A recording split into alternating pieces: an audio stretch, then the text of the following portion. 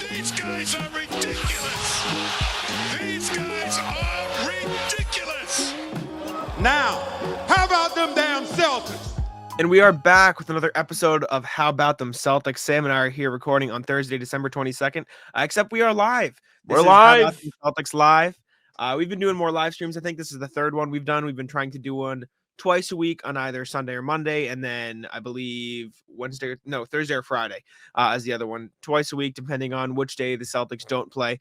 Talking to chat on off days. We got the regulars in here, Landon, John, Birkin, all the guys, all the nice chatters out here. But we're not all of the lives are going to be podcasts on the audio forums, and not all the podcasts are going to be lives, et cetera, but since this is a nice little lineup in our podcast recording calendar, we're going to make the podcast. It might be slightly different flow. We kind of talk to the chat. We kind of free form it. But this is your promo, I suppose, to tap into the live stream. Come join us over on the YouTube. If you are solely an audio listener, you'll get the full experience. We watched some clips. The first stream we watched some Jared Sullinger highlights because they were funny. We'll break down Celtics clips, etc., based on what the chat wants to see. So if you don't watch on YouTube, you're not subscribed on YouTube, make sure to head over to How About Them Celtics on YouTube. Catch these live streams. Come interact with us. Come talk. That's why the show might feel a little different today, but just, cross-promoting, letting you know where else you can find us. Live. We are live right now, waiting for the YouTube, Facebook, Twitter, all over the place. You can stumble everywhere in here and find your way to listen to us talk about stuff. We'll be here here everywhere.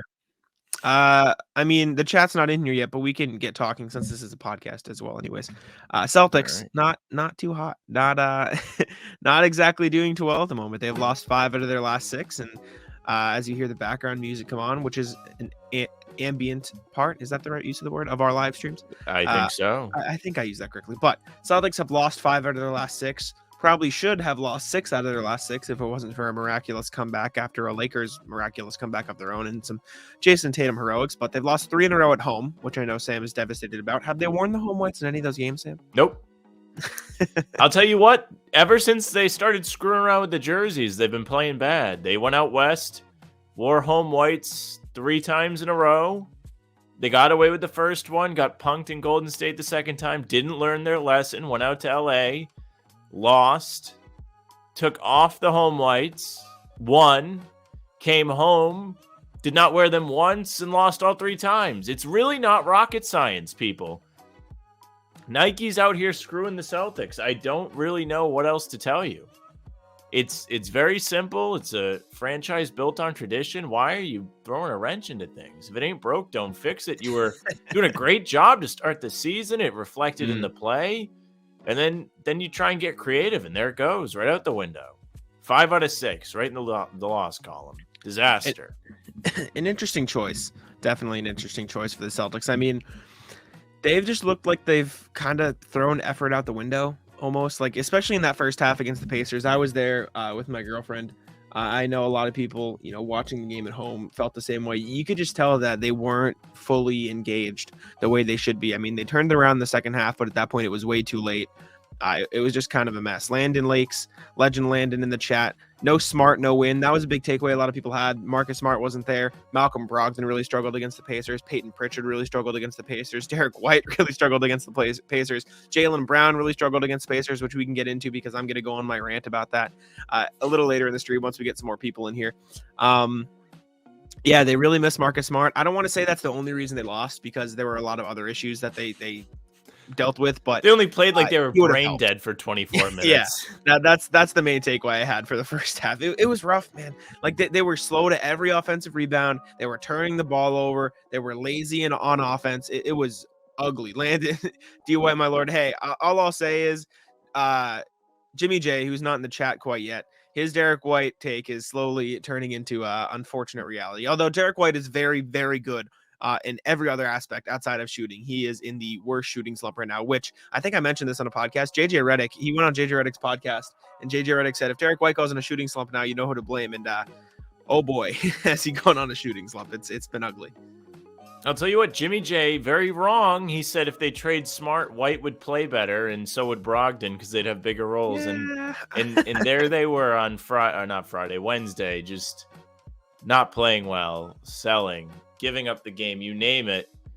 I guess Brogdon was okay, but he had some moments in there that made you shake He your was head. not great. The points were there, but The box score Brogdon- tells you he was okay, but your eye test will say otherwise. Brogdon has been turning the ball over so much this season. It's like obscene. Like it was really apparent against the Pacers. Like with Brogdon, it's a lot of live ball turnovers too, like just bad pass, fumbling it, et cetera, et cetera. Like I don't know what happened. I don't know. Like how many is he averaging? He has to be putting up a career high in turnovers. I'll double check here.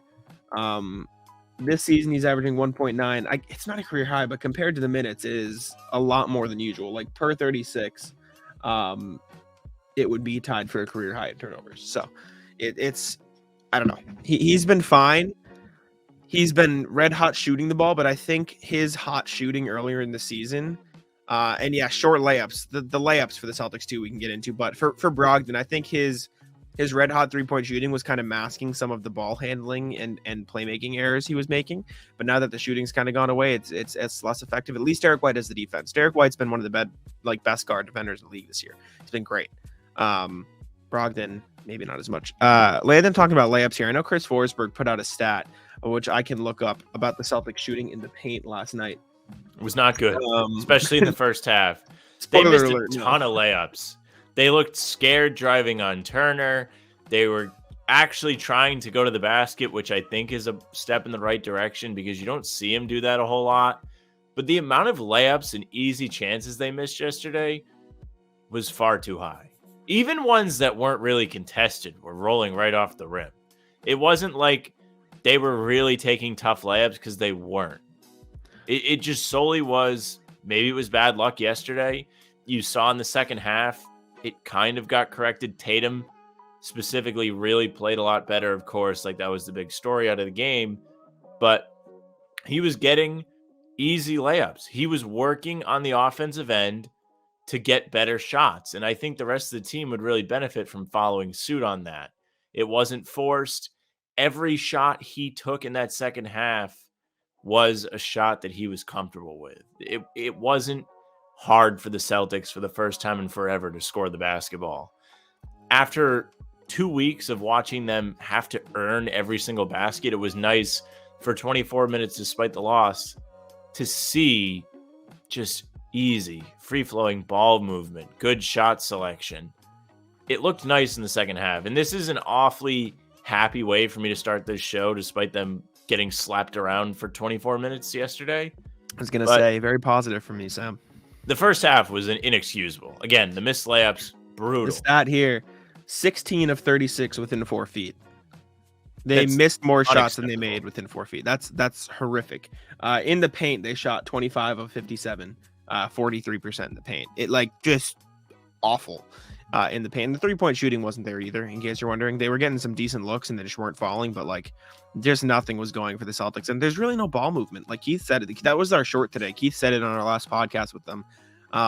They're just not moving the ball well. It feels like every time they miss a shot, they kind of just revert back to, okay, Brown, go get us a shot. Tatum, go get us a shot. Do something. They panic. In the yeah, exactly. And in the second half, like you said, it kind of worked because Tatum was just getting to his spots and taking good shots. But and the offense turned around a little. Sam Hauser knocked down a couple threes, which was nice to see. But it wasn't the zippy ball movement you want to see that you saw earlier in the season. It's unfortunately different. Well, the second half was better to me. It was not the typical Celtics panic when the ball doesn't go in.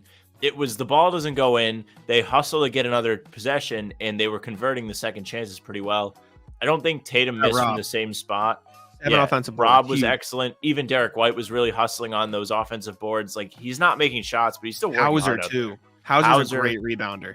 Hauser had a good game. He was a team low, plus minus, though. I was looking at the box score that today. was wild. That didn't make any sense to me. Not at all. I thought he played well. But yeah, I think you really did see a lot of positives. We can go back to the first half because it was the opposite. They were giving up on every single play. Once they got down 20 plus, you were seeing guys just stand around as Indiana cut to the basket, got easy dunks. You saw that. Well, you were part of it. The crowd standing booed. around. Did you boo, Jack? Brutal. I didn't boo. I laughed. Shame on you. You should have booed. That was the most deserved boo I've seen in a long time. Like, and Tatum said it after the game. He said Yeah. they deserved it. Well, good My for thing him. is, my least favorite part of it is the ball watching on the rebounds. Like Malcolm Brogdon, I noticed specifically. It's definitely the whole team, but I noticed Brogdon. Like there was one play I remember Brogdon contested a shot and like he ran out of bounds on the contest, and then he just kind of watched the shot go up from out of bounds, and then the rebound went exactly to the corner man who he was just like contesting. It's like the little things. Like the Celtics are watching the balls come off the glass on the offensive. Like I'm saying it incorrectly, but they're ball watching and allowing They are ball opponents watching. to grab offensive rebounds. And the only players not ball watching seem to be Sam Hauser and Robert Williams and a little bit of Derek White. The sprinkled in proper there. question is you ask, next time you're media, Jack, and say you go to a game as media and you see a performance like you saw in the first half, you say, hey, how much you pay for those seats on the floor tonight? Because you were just sitting there watching. That's what I say. We got Ben in the chat. For us, where the C's are at, a Smart absence is as bad as a Tatum or Brown absence. If the issue is one of mentality, Smart needs to be there to overcome it. I agree. I think him and Horford are huge from a mentality standpoint. I think White is capable of helping in that regard, but he's not as vocal, not nearly as vocal. You really feel it when Smart isn't in the game and isn't playing because the ball movement's gone, the intensity is gone. He's the one guy that you can count on to hustle. The thing that annoys me a lot is Jaylen Brown is a great rebounder, and when he tries to rebound, he grabs like double-digit rebounds. But when he doesn't, yeah, exactly. But when he doesn't, he just stands there, right? Like it frustrates me that, like, if Peyton Pritchard ball watches, I can kind of stomach it because I know he's not gonna rebound anyways. Not that he does, because he doesn't. Peyton Pritchard fights for rebounds, but you know what I'm saying? Like you don't expect him to get rebounds. When Jaylen Brown ball watches, it frustrates me because I know he can get rebounds, right? Like he's fully capable of grabbing rebounds, and I'm not like targeting physically Jaylen Brown in that sense, but strong, athletic, can jump out the gym and grab those boards for sure. Jaylen Brown needs to be active on the glass. If he's down there, he should not be ball watching, especially with he's been good, but especially with the way he's been playing offensively. And we can still wait because I know you're owed a victory lap, and I'll tease it on Twitter when we start getting close to it because people were being very mean to Jack this week. I searched Celtics on, I want to say Wednesday morning, maybe. Yeah. Because I was looking for something to write about. And the first thing I see is the guy Green Runs Deep calling Jack a little bitch. I know. It was not, him. I've talked to him before when I internship for an Instagram page, What the Word, and I've like done Instagram lives with him. Like I've talked to him. Like he knows who I am. He should at least. That's even worse. Yeah, right. Like I was like, whoa, all right. He just goes, "F you, Jack," but obviously saying the word, "You little bitch." Like I'm just not nice. I didn't even see it until uncalled for. I didn't even see it until a guy who interned for that like Instagram page texted me. He was like, let me read it because it was funny, the interaction. Well, I was going to reply and defend you, but then I didn't want to make you look even more like a little bitch, so I didn't do it. One of my buddies defended me on one of his accounts. He texted me, let's see. I saw GRD retweeted it, the article, because my buddy texted me the link to the article. He goes, "Oh, this article is great." I said, "Thank you, I appreciate it." Got a lot of slandered on Twitter. He goes, "I saw GRD retweeted it, LOL." I said, "Oh," my response was, "Oh, did he? That's dope." And then he goes, "Yeah, ... cool." And then he just sent me what it was, and I didn't realize it was him cussing me Jack out. And would like to know if he should defend you. No. Ben saying that's on brand enough to take it personally. This is a safe space for Jack. Landon asking what Jack's take was. Jack, we can talk about it. We can get into it. But Jack wrote an article. I'll lead into it, talking about Jaylen Brown, breaking down his struggles as of late, and Jack really went into it and said he's been playing fine. He's looking like he's going to be an All-NBA player, but if he wants to be the best he can be, he needs to fix these things he's doing wrong. And Jack went down, he pulled clips, he put a lot of effort into it. My favorite response Jack got, he told me about, was somebody called him lazy. Now, when Jack pulls up this article, you're going to be able to see there is no way a lazy person could write this article. It's a novel. The lazy comment got me. This is a 2,000 word article, and someone called me lazy. And somebody else told me like something along the lines of "there's no evidence to your claims" or something. And then another guy responded to me, and I like he said this guy's probably had this written forever and then just waited till the Celtics were struggling. And my response was, yes, I waited forever. My time machine's working out great because I pulled clips from yesterday, right? Like I was like, what? And he goes, oh, I didn't realize there was an article. I was just referring to the tweet. I'm like, okay, well, you're just yelling at me for no reason. Excuse me. Jackin, thank you. I appreciate you. Thank you very much. And yeah, Ben, I've learned not to take things seriously. The one thing I did a master's program in sports communication. The one thing I like, don't worry about it. I pulled away from it. I had a professor, John Rook, who's he's the in-house voice of the Patriots. So he's cool. He's a cool dude. His one thing was he used to respond to like hate messages on Facebook with his articles and like start a conversation with those people. So my one thing has been to like, I like respond to the negative comments and have a discussion because usually they're just like baseless. And then once you actually say something, they'll actually provide an explanation. And like, it's a nice back and forth. I appreciate it. But anyways, this article I wrote, especially for the audio listeners, I'm showing the article on YouTube, but I'll provide context regardless. This is just another plug to go check out How About Them Celtics on YouTube. Titled it Tale of Two Jaylen Browns. Shout out editor Bill. He changed the title for me. Much more catchy, much better. Title. What was the original title? Something like Jaylen Brown. It was Jaylen Brown's elite scoring can no longer cover for his, mistakes or issues or something like that. Tale of Two Jaylen Browns. Bill saves the day. Exactly. I am not gifted with titles either, though. It's tough, especially like this type of title. Tagline: The Celtics All-Stars put up some great counting stats, but a deeper dive reveals a world of problems, which I stand by. A lot of people got on me for saying a world of problems. He's going to be an All-NBA player. It doesn't mean he's not like having issues. Like he's having very clear problems. I opened up. I talked about how, and you can read this article on Celtics blog. Again, Tale of Two Jaylen Browns. I opened up talking about how he's been great. He's a top 20 player in the league. He's an all-star. He's a shoo-in to make the all-star team. When he's hot, he's hot. But when he's not, he hurts the way the team plays on both sides of the court. And again, this is where Jack's historic dislike of Jaylen Brown comes out. This is not the first time he has dragged the man's name. He's done it plenty of time, and the people of Twitter finally have had enough. After you breeze through this, you should go through some of your favorite replies on Twitter. Okay, I can do that for sure. So my first point was, let's see. Oh yeah, this is on a fast break. So a lot of people got on me for this, saying I'd rather have Jaylen Brown attack the paint than kick it out for a three, but not on this specific play. I'll show you here. Jaylen Brown driving it up. Sam Hauser, 2 defenders in the paint. Sam Hauser absolutely wide open in the corner, not even close to contested. He's slumping in December, but I don't care. If Sam Hauser is open in the corner and Jaylen Brown is trying to attack the paint with 2 Magic defenders, even if they're subpar defenders, you take the Sam Hauser 3. It's just the smarter shot, right? And instead, he draws a foul, so he like gets bailed out a little, but like he was never going to score that. I disagree with you here. Why? I think he made the correct play. Why? Because I'm starting to really get sick of seeing the Celtics screw up on fast breaks. Now, you can argue that being that aggressive, well. They're in the bonus. Okay, sure. Very good point by Karen. Thank you, Karen. But yes, I'm getting sick and tired of seeing the Celtics screw up on fast breaks. Now, this is not something that was, as prominent when you put this out. This was before the Pacers game. But last night against the Pacers, they looked absolutely lost on the fast break. To me, they still had 21 fast break points. They still put up numbers, especially in the second half. But they made a few mistakes throughout the game on the break that could have cost them. You saw them miss layups and things like that. But I'm really sick of them being indecisive on the break. If Brown's going to put his head down and go to the basket like this and draw a foul, that's fine. All season, he's been pretty good around the rim as well.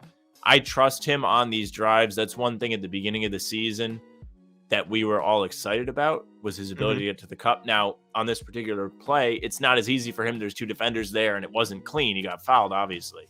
But there was a few plays last night where they settled for threes on the break, and I wanted to rip my hair out. So I'm really just saying, sick and tired of threes in situations that you don't necessarily have to shoot a three. In this situation it could go either way because of the openness of Hauser, his traditional reliability from out there. It's understandable, but me personally, I prefer that he take the layup. I understand that. And Karen is right. Karen makes a great point in the chat here. They're in the bonus, and isn't transition one of his best attributes? Absolutely, right? Jaylen Brown in transition, getting to the hoop is great. You take that most of the time. This is less me complaining about the specific play, which I guess I could have done a better job of explaining, in my 2,000 word essay. But the main point I'm trying to emphasize here is Jaylen Brown's tendency to try to do it himself rather than make the right play, right? Like in this very specific context, sure, you can be happy with that play. However, I'll counter with, if he didn't get the foul call, we're all yelling at him. Am I wrong? If he doesn't draw that foul call, that is a terrible decision. Well, he gets fouled though. It's know, not I'm that saying, one. That foul is less about getting the foul call drawn and actually being hacked. Because, like, yeah, I guess if they don't blow the whistle, it looks bad. But like, Anthony hits him. Anthony hits him right there, pushes him. All right, sure. My point is, if he gets nothing out of that, then we're looking at a completely different thing.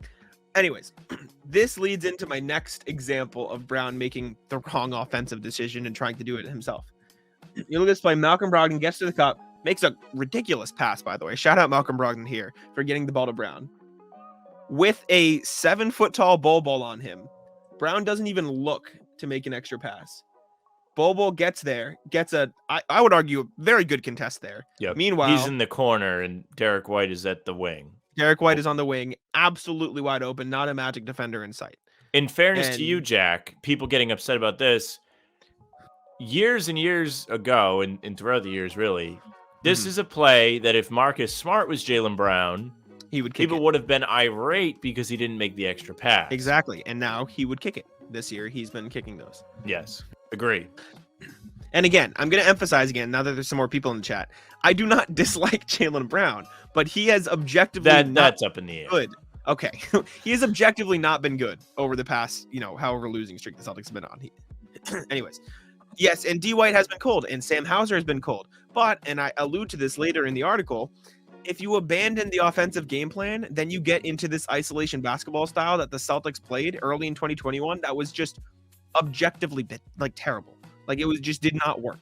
And so I'd rather them play the right offense and deal and fight through a shooting slump than play the wrong way. Because what'll happen in turn is if the Celtics decide to abandon their offense and go ISO, then those shooters are never even going to have a chance to break out of their shooting slump. They're never even going to have a chance to take those open shots still, because the Stars are effectively the going trust to thing.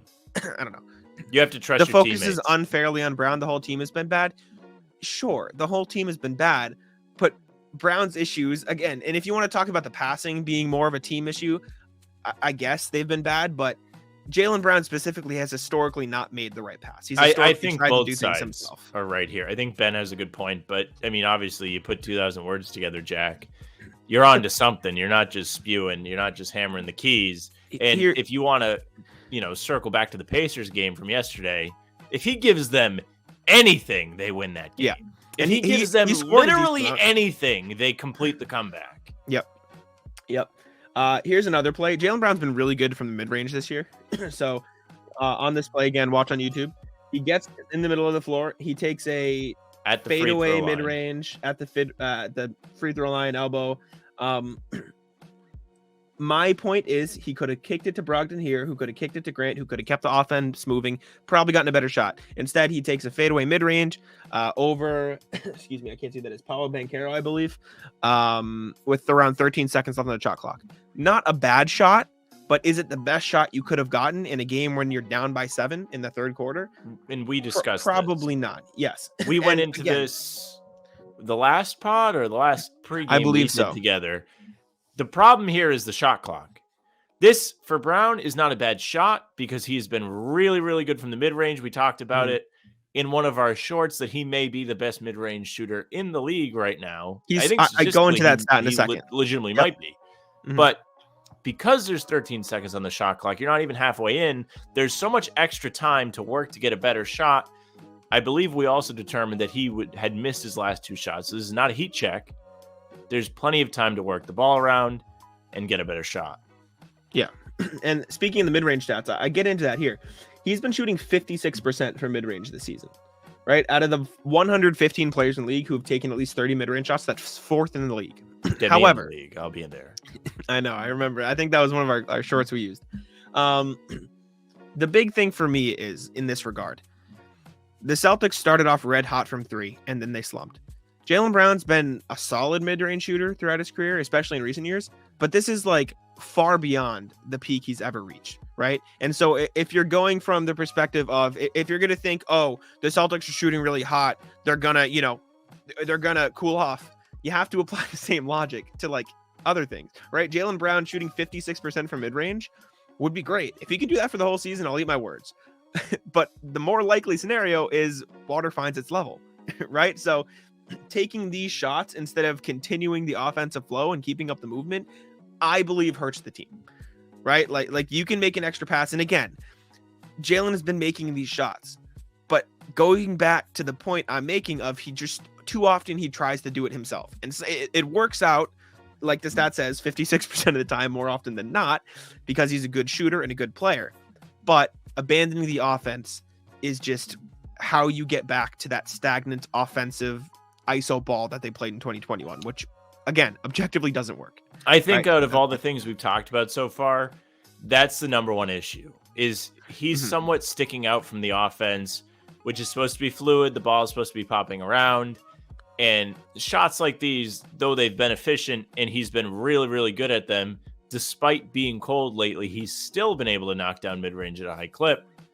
It's not helping the rest of the team get out of a slump because the ball's stopping, the flow's messed up, and it's helping them, or not helping them, but causing them to panic more. Yes, I agree. The next section I had was turnovers, which I would argue might even be the worst part. Might be the worst. My whole thing here, my opening sentence, outside of his shot selection and apparent reluctance to make the extra pass, again, stand by it, Brown has also been struggling with turnovers again. It's an issue that, happened in the playoffs a lot, and now it's happening again.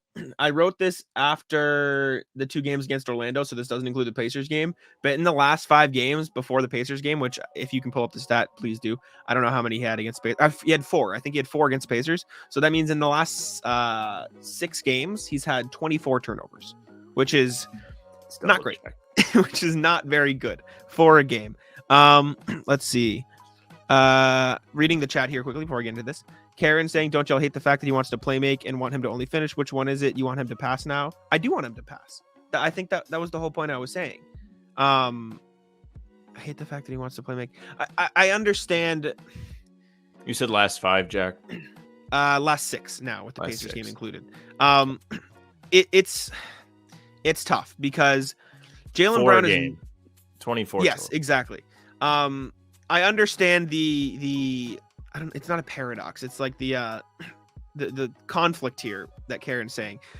Jaylen is not a good passer. He's just not, because of the turnovers, which we'll get into, but he also doesn't make the right pass, which is it's a weird conundrum because it's you want him to make the simple ones. Like all the passes I outlined are so simple, right? Like making the extra pass to the corner to Sam Hauser, making the extra pass to Derek White at the wing. It's a gray area. Exactly. Yeah. Well, kind of. No, it is. Because I disagreed with the first one. I thought he should have kept it and he should have went to the line or finished at the cup on the break. I'm talking about the passing though. I know, but okay. But you said the first one you thought he should have kicked to Hauser. I disagreed. I think he was right to take the layup. But I've disagreed or agreed for the most part, saying there were passes to be made in these clips. So I understand. I just think it's a fluid thing. It's gray area. Yeah. It's not the same every time. I understand the conundrum of me saying Jaylen needs to make the extra pass, and then me coming back and saying Jaylen's not a good passer. But most of the turnovers I outline are either him putting himself in a bad, we'll get to it, but putting himself in a bad position where he has to make a pass that is just not smart, or just losing the ball, which again, we'll get into those turnovers here. This play against the Magic, Jaylen Brown gets the ball with 17 seconds left in the shot clock, 16 now, but a lot of time left in the shot clock. He drives past Franz Wagner into 3 Magic defenders and just kind of loses the ball, right?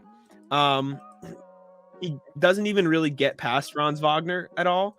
Like at this point, when Franz lands, I'd rather him maybe just like, I guess, kick it to Brogdon. Like he puts himself in a position where he's just in no man's land. You know what I'm saying? Like he was going nowhere with this. Mo Wagner was covering the paint. Robert Williams wasn't spacing enough. And if you want to get mad at Rob for not going down to dunker spot and giving Jaylen more space, It's partly on him too.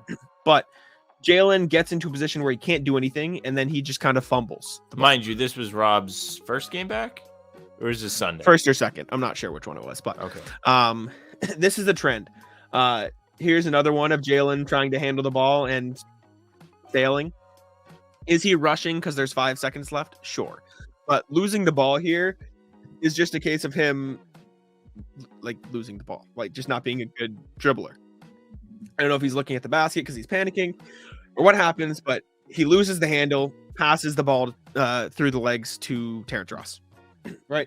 Another rushed handle here. Markelle Fultz swoops in for the steal. Again, this is in the fast break.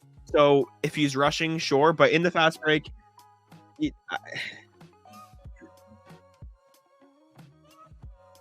gets the ball back after a Markelle Fultz tip. Sorry, I got worried that was what I was referring to, but it's not.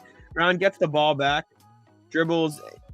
If you want to call this one a scramble, I'll give you that one. But again, his handle has just been bad. And I go into it here. Do these turnovers look familiar? These are 3 clips from Jaylen Brown in the playoffs. Dribbles into Miami's defense, gets stripped. I was about to bring that up. Yep.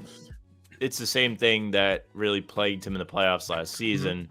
Against the Heat especially again. In the finals. Dribbles past Caleb Martin. That does it get tipped, or does he just kind of gets tipped a little? But he dribbles into a crowd of Heat defenders. Like where was he going here? Was he going to kick it out to Derek White? A lot of his turnovers were travels. Yes. They're not a loose ball. He has been absolutely in the sights of the officials for travels lately. It's a great point. He has, but the whole league has, but he has been getting it lately. Yeah, and then another one against the Warriors. This is what I was talking about, where he puts himself in a bad position. He drives on Draymond Green, gets into the paint, kind of jumps, and then throws the ball to nobody in the middle of the floor. Stolen by Gary Payton. He's travels, yes, but just over the course of his career, he is notorious for turning the ball over on drives. And as Adam Taylor likes to point out, flawed stat or not, his assist to turnover ratio I think is 1-1, which is not very good. I had somebody, spoiler alert, before we go to the replies on Twitter, I had somebody on Twitter saying Tatum turns the ball over statistically like at a higher rate than Jaylen Brown. This is like targeting, which is just not true. Jaylen Brown has more turnovers per game than Jason Tatum in less minutes played. So it's just objectively wrong, but sure. Okay, Twitter. But Karen is right. He has been called for a lot of travels lately, but like historically speaking, he has just not been very good driving into crowds. Not been very good at doing it, and also not been very good at avoiding it and just not doing it. You know what I'm saying? So that's what I was pointing out here. I think there's been plenty of times he's had success getting through crowds too, especially this season, especially at the beginning. That was one of the things that excited me at first, because I was like, wow, he's getting to the basket at ease. He's not getting stopped. And then they reverted back to ISO ball, and it went back to the way it was. I think eventually Jaylen Brown is going to be just fine. And I think you agree. That's how you preface the article. Again, you just said right now there's a lot of issues going on as the Celtics are in a skid where he's struggling, and it's showing real bad right now. The team. Yeah. We'll look at it too, because I obviously Jack and saying every turnover is a minus in the assist column. You know, let me look at this real quick, because I think it'll support my argument even more. Jaylen Brown had a couple very bad turnovers in the Pacers game. He had a few. Excuse me.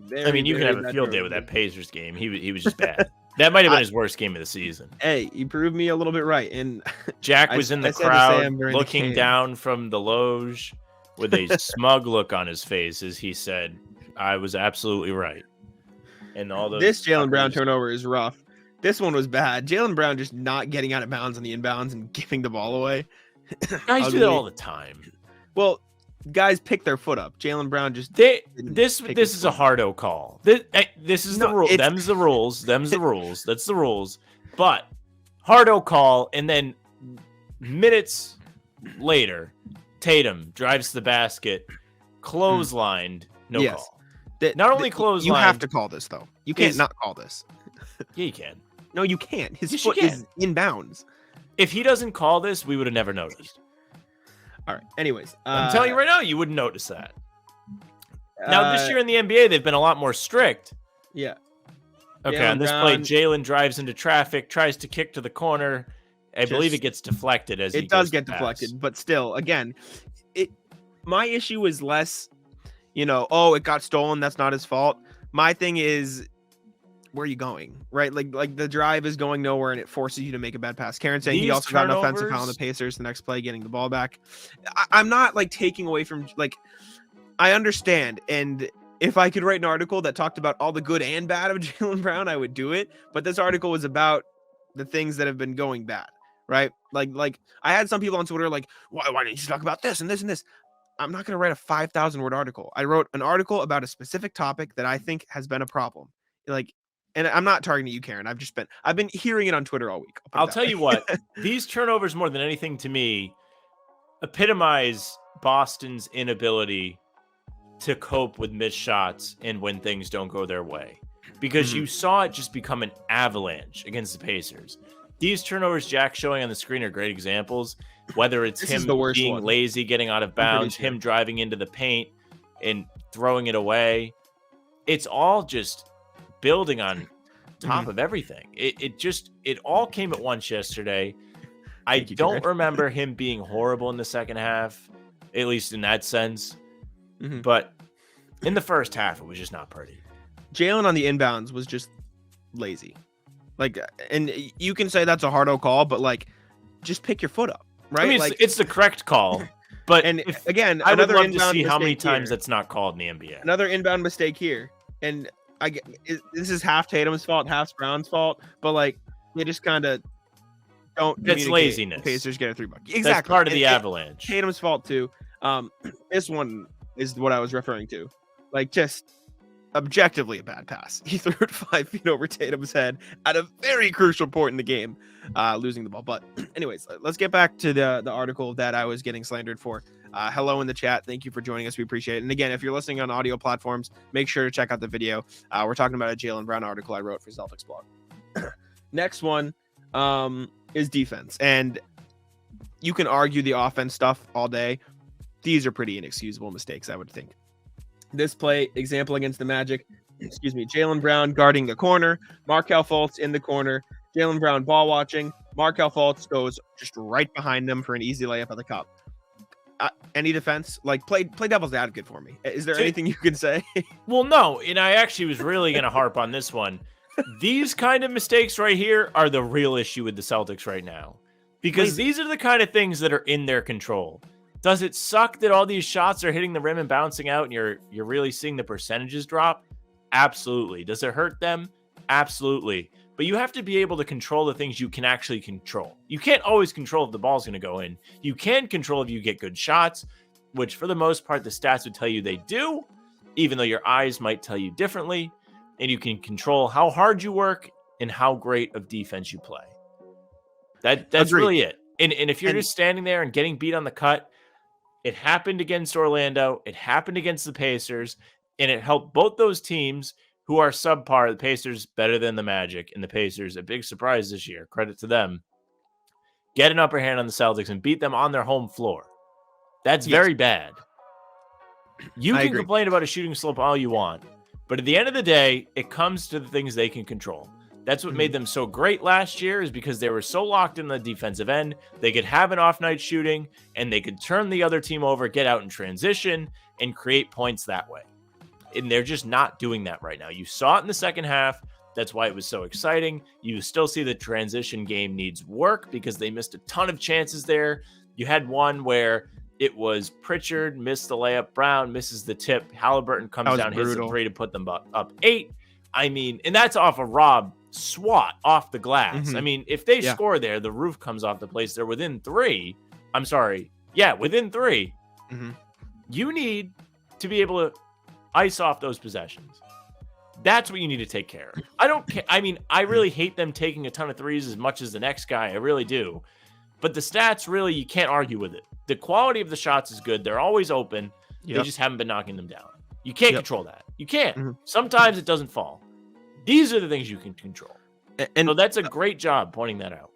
Thank you. And a big thing is, excuse me, here's the thing I've been hearing a lot on Twitter. Again, not to pick on you, Karen, but these are things I've been hearing. One backdoor cut, maybe even 2 from JB, got the Pacers a 20-point lead. Is the problem with the article? I'm confused. I'm sorry. I'm getting ringing in my ears from a call, but I'm kind of confused.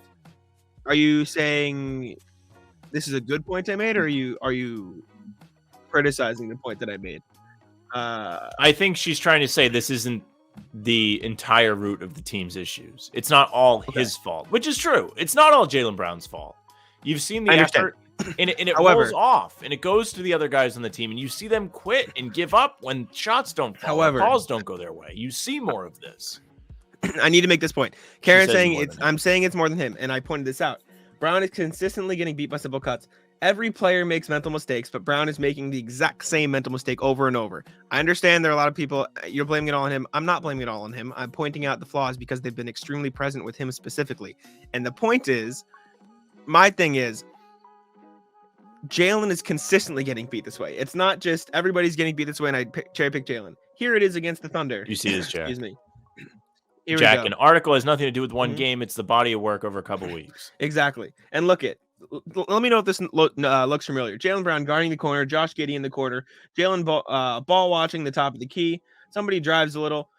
Josh Giddey, free lane. Exact same play as Markelle Fultz. And if that's not enough, let's look at this. Sacramento Kings, Jaylen Brown, once again, guarding the corner. I believe that's KZ Okpala in the corner. Jaylen Brown, for some reason, goes towards the top. He doesn't even paying attention to his man. Easy backdoor cut. It's been a consistent issue. It happened against the Pacers again. He's just been a bad off-ball defender this year, objectively. It's happened over and over. And like I said, every player makes mental mistakes. It happens. But the fact that it's happening over and over and over again is the problem. And yes, the Celtics are playing lazy as a whole, but Jaylen Brown's, perhaps Jaylen is having a bad couple of weeks due to reasons we don't know. Possible. But that doesn't mean, like, as the media, as somebody covering the team, I'm not going to say, oh, we don't know the full extent.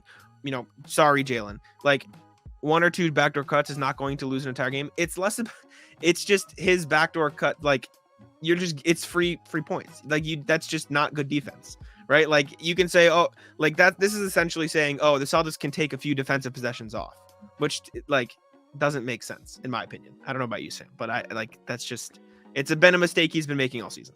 I just think this article is less about the team's success and it's how Jaylen Brown can go to the next level.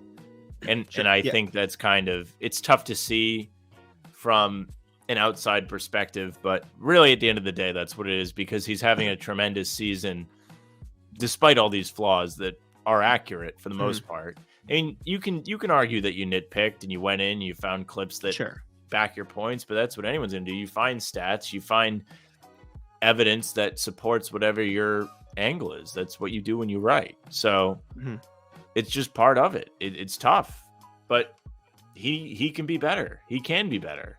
A lot of these guys can be better. The thing that bugs me, that's just what you wrote about. That's all. The thing that bugs me more than anything is the same Celtics fans who will be so quick to call the team bad and complain when they're losing are the same fans to get mad at you when you criticize them. Like that's the part that bugs me. Like the same people on Twitter saying, "Oh, the Celtics suck. This is a problem. Trade everybody." Are the same people who chat.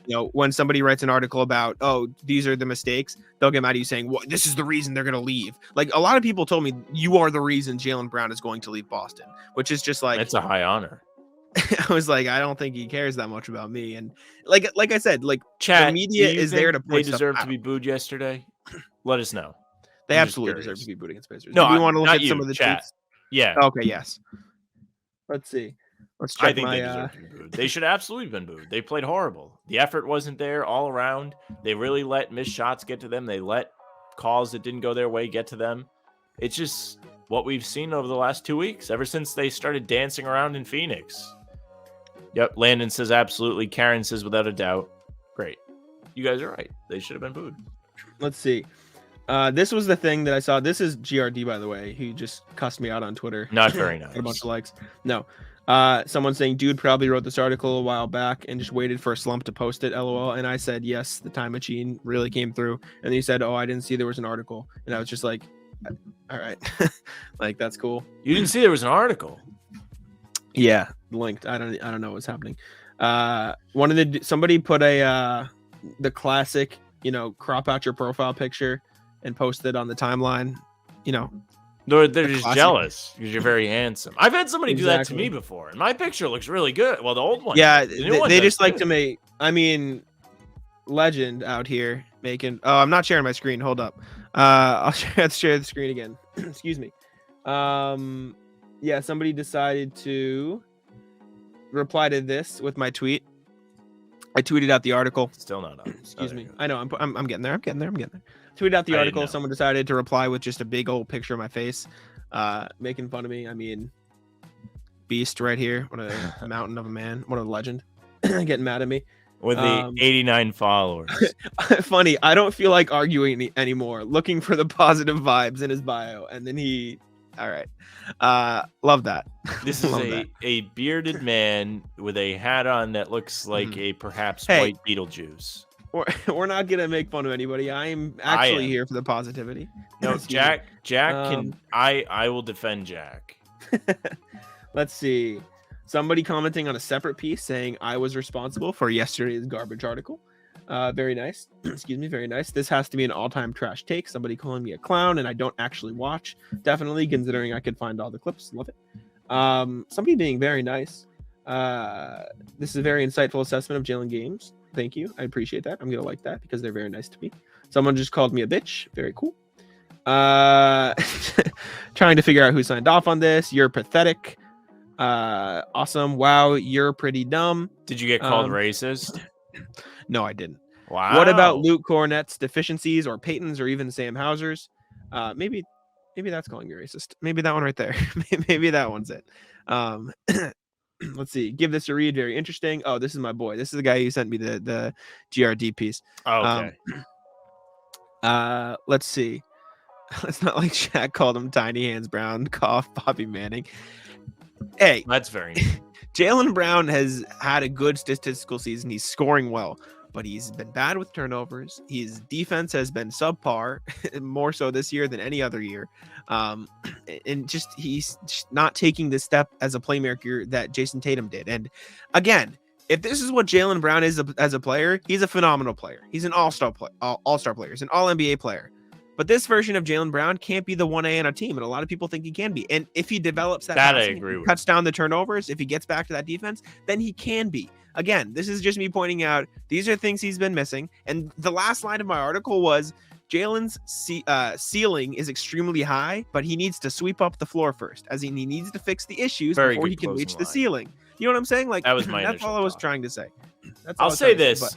The whole 1A conversation is a huge takeaway from these last couple weeks to me, because this team right now so far this season has struggled without Tatum. Now, that is going to happen when your superstar, your best player, is not on the floor. You're going to play worse. But more now than ever, you've really seen it. Just look at the Pacers game yesterday. They go on a big run to get it to 15, right? Just like Chris Paul hitting the huge three to cut it to 42. But really, Tatum sits out after having a monster third quarter. They waste 3 or 4 minutes at the beginning of the fourth, don't really get anywhere. And then he comes in and they come up short. It's true. Last season, you saw Brown play a lot better as the guy when he was out there with the rest. And it's not happening right now. You've got it here. James saying Jaylen lacks real on-court awareness to ever be a 1A. I understand that. Karen pointing out playmaker Tatum didn't show up till February and had a bad December last year as well. I agree.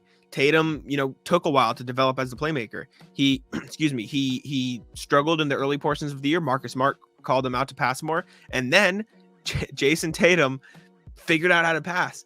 And Jaylen Brown just hasn't done that yet. And he's been in the in the league a year longer. And he just hasn't figured out how to be that playmaker. His assists have kind of flattened out. He's averaging 3.5 for the last 3 seasons. Meanwhile, Jason Tatum's are slowly inclining. Plus, Jason Tatum is not turning the ball over as much. Put it that way. I'll tell you what, though. Karen makes a great point for positivity. What? It is only December.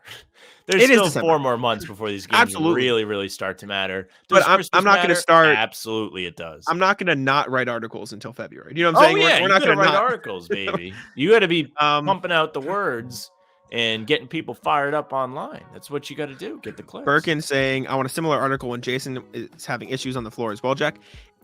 If Jason Tatum starts turning the ball over an obscene amount, not passing, et cetera, doing all this stuff, I will write it. I wrote something similar about the whole team's issues not playing the right way, but no one picked up on that because it wasn't about a specific player. I wrote an article for Celtics blog talking about how the Celtics, in the Lakers game, just went back to their iso ball ways. I had clips, I believe Jason, I had some from Jaylen too, but like I talked about how the whole team just kind of turned to those guys and made them do something, and that's why they fell apart. So there is that. Pragad calling the Pacers win. There's something else I was going to say that I can't. You're the Suns guy, right? Yeah, good Pragad's on you. the Suns guy. You beat the crap out of the Lakers. By the way, did you? Well, you obviously saw. I think I sent it to you. It was Pat Bev celebrating the too small on Chris Paul. Not only is that great because they were down so many points, but Chris Paul wasn't even near him. If you go back and you go to Worldwide Wob's Twitter, he does a great job. He breaks it down. He's he pauses it. He goes Pat Bev. Then he pauses. He goes Chris Paul, and it shows Chris Paul 6 feet away from Pat Bev when he shoots the floater. And then it shows Pat Bev do the too small celebration, and then it pans to the scoreboard. Exactly. Sorry to cut back. I just need to show some love to my man James, who encapsulated the entire point of what I've been saying in one comment. When Jaylen's incredible shot making isn't happening, his negatives jump out of the TV screen. Tatum has other things he does when his shot isn't there. Beautifully said, James. Beautifully. Which he really started to put together last season at the beginning. It's a jump that players make. 100%. And Jaylen just hasn't yet, which maybe he will, maybe he won't. But right now he hasn't, and that is the reason it's been hurting the team. And it's just shown up a lot more. What I was going to say as well, for those of you who dislike my negativity, I have a nice article coming out, I believe probably tomorrow. Doesn't JB rebound more? I don't think he's averaging more rebounds than Jason Tatum. Lately, he's been hitting the glass hard, though. To her point, he's had double-digit rebounds in how many straight games? At least 2. He's averaging 7.5 on the season, and double-digit games in a row. He's had 3 out of the last 4 games. He had 15, then 4, then 14, then 10. So he's been rebounding better lately, but Jason Tatum, I believe, still has the edge on him, over the course of the season. Jaylen Brown is at 7.5 a game. Jason Tatum's at 8.1 a game. Him compared to himself. Over the years, Jaylen Brown. His rebounding is up. He averaged 6.1 last season. He's 7.5 this season. So his rebounding is up from last year. He's been hitting the glass more, which is good, and the Celtics need it. We were trying to compare them too much. They're not twins. Exactly. This is true. But that doesn't mean that I can't criticize one and not, you know what I'm saying? I still. Well, also, and you're not doing this, Jack, but I really, really, really, really hate when people compare them or say which one's better or, of course, try and pit them against each other. That's just not what it's about. It's about getting there as a team. And Jimmy J saying if they don't make the finals, you got to think about trading Brown. I don't know if that's true, but I do think if they don't make a deep playoff run, I don't know about the finals just because Milwaukee's so good. But if you're not losing to Milwaukee and you're losing to some other team, you have some things to think about just because you kind of went all in this year. You brought in Brogdon. Your team was supposed to build off the finals appearance last year. It's supposed to be deeper. And if you fail, it's not a good look. I don't know what that means. I'm not king blow it up. I don't like trades, but you have some things to think about. But I don't know if that's one of them. My thing as well is Jaylen Brown is not Jason Tatum. They have different skill sets. Mm-hmm. Obviously, Tatum is a better passer, et cetera, et cetera. But if Jaylen Brown's going to have the ball in his hands as much as he is and run the offense as much as he is and, take the ball himself as much as he is, he needs to be able to make the right pass. He needs to be able to take care of the ball. And those are two things he's really struggled with lately and in general. Excuse me. Nets are solid. You can't write them off. The Nets have been really good lately. They've been really good lately. I will say, though, I was trying to say this. There's a lot of fun. For those of you who like positivity, I do have a Robert Williams article coming out tomorrow. So Robert Williams has been fantastic. Exactly. Yes, he has been. He's been awesome. Has been someone that can make you say the Celtics training staff is back. Right?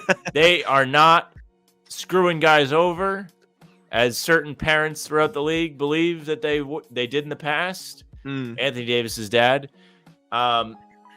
They made sure he was ready to come back. He looks like the guy before he tore his meniscus last April against Minnesota. He does not look like the guy that played in the playoffs for them. He looks healthy. He's got energy. He's got bounce. He's throwing down dunks. He's blocking shots. He's creating extra possessions like you saw against the Pacers. Rob looks great. And I'm starting to think it's only a matter of time before he gets in the starting lineup. I'm not really seeing any reason why he shouldn't be in there yet, other than they're still trying to get him back up to speed with the offense. Sam, you can read my article tomorrow. Are you agreeing with me, or are you saying? Yeah, I basically said it's time to unleash Robert Williams. I kind of agree with that. The Robert Williams has not played a single second with Al Horford this season. They haven't played a game together yet. Like, they haven't been on the court together. That lineup of Smart, Tatum, Brown, Horford, Williams, out of all 5-man lineups that played at least 200 minutes together, which was, I think, 34 lineups, they were the best net rating, like by a decent amount. Helps your defense. That's what I was going to say. My main thing is the offense right now is bad. It, like, objectively the worst in the league in December. So shift the focus, change the starting lineup to Robert Williams, and play defensively, because the defense has been really good. It's been a top 5 defense in December. So focus there. Gobert versus Williams, Praga hyping up. Yeah, Gobert the glorified max role player. Bomb. Shout out Jack in here.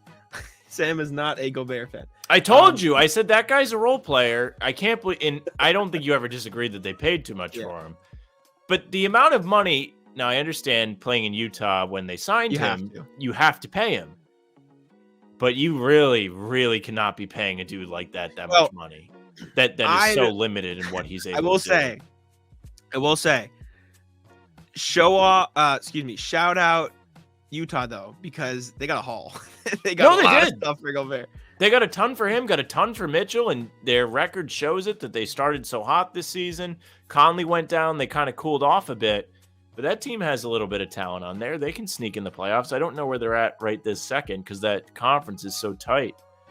But that was never, I think I even said it to you on one of our summer pods. I was like, I don't know if that Utah team's going to be too bad, and we kind of dismissed it because it sounded ridiculous at the time, but they're decent. They got a ton of draft picks. Minnesota hasn't looked good, so that's already looking good for them. Pragod says, waste of money, yes, but one of the best rim protectors in the league. Yeah, he's a role player. Guys, please. Is Neesmith better than D. White now? Please. Yes, he is. Isn't it kind of funny? I wrote about something like that for Hardwood Houdini, not saying he was better, but just like taking a look at the guys involved in those trades. And it's really good to see both Neesmith and Langford playing better in more loose roles where they have more leeway to grow and make mistakes. Because if you're on the Celtics, it's just not happening. You weren't going to see more on a Neesmith than what you really saw from him on the Celtics. You're not. That's a team that's trying to win a championship. They're competing. They're trying to get better. There's no room for somebody like Neesmith to grow. He's on the Pacers now. He's playing with somebody like Halliburton that's pinging the ball around and setting guys up. There's not a lot of pressure on him. He's able to have more of a green light. There's more room for error. Of course, he's going to play better. And it was really great to see him play well against the Celtics to an extent because he was out there hustling. He was doing everything we remembered him doing here. He's a good hustle guy. He should have a spot in the league forever. I'll say this too. Derek White has shot 0 for 12 in the last 3 games from 3-point range, and he's still shooting better than Neesmith on the season from 3. So, like, Derek White's fine. You know what I'm saying? Like, this slump is one thing, but let's pump the brakes on the Neesmith is better than Derek White because that seems like a lot. I'm happy with Brogdon though. Jimmy J. Brogdon was just not good. Like, he's been turning the ball over. Like, he scored the points, but he's like, Brogdon was not good against. I'm loving what Jack and I say. Think there are any buyers for Levine, and then he put like an infinite amount. Oh, he didn't put an infinite amount. He put his contracts: 37 million, 40 million, 43 million, 45 million, 48 million. Yikes! That guy sucks, and he doesn't want to play for the Bulls. I mean, they paid him, and now he's being a diva. Really? You're a bum. You made the playoffs once, or maybe no. Yeah, once. He wasn't on that Minnesota team that made the playoffs. He's really not translating to winning. Can he score? Can he put up stats? Yeah. He's not helping you win. It's not been something that's happened throughout his career. That Chicago team on paper is okay. DeRozan is a guy that should be able to score for you down the stretch. He's one of the people I fear in a close game because he's able to get to his spots and knock down shots so easy. Levine? He's just always been an issue. He had an issue with Boylan. Not that Boylan was a great coach, and not that everyone didn't have issues with Boylan. Was awful. Boylan was terrible. But he was I'm one not player. Putting that on Levine. I'm not either. But I'm just saying this is not the first time he's had an issue with a coach. I understand. Now he's having an issue with Billy Donovan, who I believe when he was in OKC was very well liked. He obviously was a coach in Florida. Shout out PC. He played at PC. But yeah, man, good luck. This is why I don't like teams throwing money around. Look at that. That's the first year of his contract, and he's already shooting his way out of town. Really? I think if you shoot your way out of town like that, you should be penalized. I truly do. Not just him. I think in general, Trae Young, did he sign an extension yet, or is that this year where he gets the extension? He signed. He signed the extension. Now he's kind of shooting his way out of town. Doesn't that defeat the That's the way the point league of all works. these draft rights and restricted free agency that these guys can just shoot their way out of town? Mhm. If I'm the Yeah. GM, I'm telling them to kick rocks. I mean, Wembanyama's in the draft, dude. What's the worst that happens? You tank. Actually, I don't know if they have their own pick. They very well could not. But the Bulls don't have their own pick. The Magic own it if it's high enough. good on them, dude. Magic, good for the Magic. I like the Magic. There's, I like the Pacers. Two quality teams in the future, at least. How about the Pacers, man? Coming into the season, Halliburton's built. Dude, Halliburton is nasty. good for him, dude. He's stupid good. Kings traded the wrong guy. There's this comment. Karen saying JT has more turnovers than Ball, than Brown in the month of December. Is it getting an article? I'll say this. This is all I'm gonna say about this. Earlier, I'm fairly certain you were. I like that Karen is the stats. You were. Again, though, I'm gonna say this. You were getting mad at me for quote unquote cherry picking stuff to support me. That's exactly what we're doing here. Everybody right? does that, dude. Exactly. Like, Sam, tell me if I'm wrong. The eye test for me, Jaylen Brown has been worse than Jason Tatum. Yeah, eye test tells you that Jaylen Brown is forcing and he's making it. No, this isn't the right way to say it. I was going to say making it difficult for them to win. I think he's not having as much of an impact on he's the not Celtics' playing within the success. flow. He's not doing what Tatum did yesterday. It's just not happening. He's not able to do that right now. I don't know. You're right, Karen. I don't know what to tell you anymore. I wrote the Are you article. checking totals? Did Tatum miss time? He missed Deuce's birthday, but Brown might have also missed time. Yeah, I don't know. More Deuce's birthday. You have a problem with that? No, that's a good dad. People Let's on stop. Twitter are upset about that. I have some friends that are upset about that. I don't get it. I don't get why people are mad. Out of all the things to be mad about, that is not the thing to me. I get it. I get that you're like, go to work, do your job, but in a year, it won't Averages, matter. not totals. Not I don't know what to tell you. Okay. I saw that Jaylen Brown, my eye test, that he wasn't doing very good. I looked into the clips. I looked into some of the stats. And I wrote an article about it. There's nothing worse than when you look into like stats after your eye test tells you one thing and the stats are like, no, you're wrong. My stats supported my argument, though. I found No, this, they did. and like I said, You did like a good job. this You isn't put it me. together. This isn't me like getting upset or anything. Like Karen, you're totally allowed to disagree with me. If you want to like call my horror, like say I disagree with it completely, that's totally fine. Yeah, we Everyone's appreciate you entitled to their own chatting. opinions. I appreciate you. I looked at December. I see you are correct. The I prefer averages not to tell look you at that. December. It's been But brutal. excuse me, yeah, the averages have been bad. But again, I was just looking at stuff that I saw on the court, pulling the clips to support that argument, and I thought the clips supported the argument, so I wrote the article. Again, if you disagree, that's totally fine. I respect that and I understand. I test JB is worse. He consistently misses open shooters in transition, forces things, etc., etc. This is what I was writing about. Brown has the better highlights this season. Jimmy J ready to rip Tatum. We got Cleveland, some Cleveland talk in the chat. We can go to that. Pragad asking, can Cleveland make a deep run in the playoffs? I think so. I think depending on the way the standings space out or end up, happening, I think they can at least get to the second round. And if Milwaukee and Boston are on the same side of the bracket, they could probably get to the ECF. And I think in a couple years, they'll be a finals contender. I really like the Cavs. I think they're really good. A real pain in the ass, dude. That's a good team. They just beat Milwaukee. I think you just said that, but they did just beat them. They beat the Celtics twice. Mitchell's a dog, dude. He's one of those guys that's really tough to play against in clutch time. He's always killed the Celtics. Dada saying we need a trade. Who you trading? What's your trade, Dada? Yeah, this is our rule. This is the rule of stream. If you come in here rules. calling for a trade, you have to tell us what trade you want. And we'll talk about it. That's the rule. It's not me disagreeing. It's the stats disagreeing. I'm trying to be objective by the numbers. That's fine. If we really wanted to be objective, we can go in and watch every single Tatum turnover and watch every single Brown turnover. Most of Tatum's turnovers are either strips or, again, we'd have to go in and look, or a team cutting off a pass. Most of Brown's turnovers. This is one of the most are educated him driving arguments into we've the ever paint. had with a chatter. Yeah, I respect it. I respect you bringing the stats. But again, like my thing is Tatum's turnovers. I bet if we looked at them are, a guy stealing the ball from him. I remember a Grant Williams one where Grant dropped the ball and Tatum got the turnover. Like, there are a lot of things that are him playing within the flow of the offense, and it's just not working out. Most of Brown's turnovers, again, my opinion from the clips I saw, from the stats that I saw, are him losing the ball in the paint, making a bad pass, and, not making the right decision. Again, it's all opinions with stats to back up your opinions. I found Chat stats flinging and clips. trades around. Exactly. I found stats and clips to back up my opinion, and you're doing the same thing. So, like I said, You should write. JB for Shy or no shot. OKC. They does won't that. do that. Who's the better player right now? Probably Shy. I'd say as well. What's the OKC record? What's their record? Excuse me. You want to guess? What are the Thunder of the season? I think they're probably around 500, but I'm not positive. Probably a little less. 14 and 18. So they're 4 games below, which is.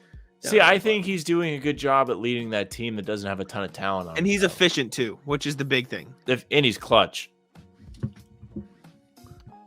Yeah, Shea Gilgeous-Alexander. Did I say Shy? My bad. Karen has had enough with you, Jack. Yeah, not my biggest fan. That's all right. Prague Hey, son, we Robert appreciate you Williams hanging for out with us. Aiden. All right, Prague, come on now. Robert Williams for Aiden. This is Listen, the if Suns Rob fans wasn't on saying my that. team, I would want him too. I get it. I get it. Shout out to the Suns. They beat up on the Lakers. Yes, there you go. Hell no to Aiden. Rob is much better locker room stats. There you go. Jaylen is turning over because he wants to do too much to win. He wants to impact winning. True. This is what I was seeing, and that was what I was writing about. Jimmy J saying if JB can bring back 2 quality starters, I think I might do that in the summer. Give me OG and another something for Jaylen, a starter. Jack, do you regret them not trading for Durant? I wouldn't say regret. This is the mindset. I said it on here. I said it everywhere. I'm not going to vouch for the trade, but if it happens, I wouldn't be upset. That's what I said, and I stand by that. I was just That's curious all if I it said. changed. Excuse me. Jaylen is so much better than Shea. You guys are thinking about recency bias again, presentism. This season, Shea has been better, and we're not living in the past. That's my thing, right? Like, everyone's saying recency bias. Well, yeah, because that's what's currently happening. So, like, this season, I think Shea has Who's better been right now, Blake Griffin or Anthony Davis? right? Like, that's a bad example. Anthony Davis is probably better all the time, but regardless. Who's better right now, Blake Griffin or Derek White? Who's better, Blake Griffin or Derek White? You know what I'm saying? Like, Yeah. Again, I understand what you're saying, Birkin. At their peak, never mind. Actually, maybe at their peak, it's still. But we don't have to get into that conversation. Jaylen for DeJounte and another shooter. I don't know if the Hawks are doing that. Send Jaylen home. Excuse me. I don't know. Jimmy J is trying to trade him. Shea has been better, but has no pressure whatsoever. This is also very true. He does not have pressure. He is full throttle doing whatever he wants. I will say I do respect that he's been so efficient though, because usually you'll see a lot of players on bad teams like Played well against the Celtics. shoot whatever and shoot poorly. He's shooting 49.8% from the field, 33.3% from 3, which has tailed off a little, but I mean he's averaging 31, 5, and 6, so it's like it's kind of ridiculous. Excuse me. So next week when Jaylen starts the ball, will you guys change your tune? Sure, maybe. Like if Jaylen We give credit where it's due. If Jaylen starts playing better than Shy, We have a clip on our Shea, channel sorry, of us Karen. raving about Jaylen from like 2 weeks Yes. ago. we did. Like I think 2 or 3 weeks ago, maybe a month, like monster season Jaylen Brown, and then this slump happened, and you cover what's happening. Like we're not taking away from what he's doing. You just cover what's happening. You have So, to. You have to talk about it. It's part of the job and the profession and the field. James saying Shea is good as the number 1 with the defense is focused on him. JB hasn't been that great as the number 1. True. Again, lack of pressure, etc. I will also say Shea also has a lot less help around him than Jaylen does when he's out there on the floor, which could be another thing. Shea, Giddey, and Chet next season, says Praga. That's going to be cool. The Thunder are going to be good. The Thunder, the Magic have good things going. Pistons do too, but they've kind of taken a slight dip off from where Pacers are what I thought they'd the Pistons would be. Yeah, Pacers are fire. They're Good so for them, like, man. as much as you hate them, they're fun. They hit dude. on the draft They play picks. well. Halliburton's nasty. Matherin's nasty. Excuse me. Nemhard's nice. Yep. He's solid. Jimmy J saying Lakers gave up a huge package for AD. Could have waited. A team might do that for Brown. I guess. Excuse me. I guess. I don't know. Birkin saying Shea does not have another player like Jason Tatum next to him. I think your argument works both ways, though. Like, yes, he doesn't have somebody stealing the spotlight, but he's also been better with less. Like, Jaylen Brown with not Jason Tatum on the floor is not as good as Shea with what he has in OKC, and Jaylen Brown has more help. Does that make sense? Well, also, like, and again, it's close. Like, this isn't like worlds better, but like Jason if we're Tatum, getting down to it, Jason Tatum not being next to Shea Gilgeous-Alexander makes it so the defense is paying attention to him at all times. Now, Brown plays plenty of minutes without Jason Tatum, and he is the focal point of the defense at those times. But every time Gilgeous-Alexander's on the floor, that's him. He's the guy. He had been lighting up teams really bad. It's cooled off a little bit, but I don't know. It's definitely close. It's a fair argument. It's a good discussion. But Brown's what you got. He's fine. He's just got some work to do. That's all. He's in a slump.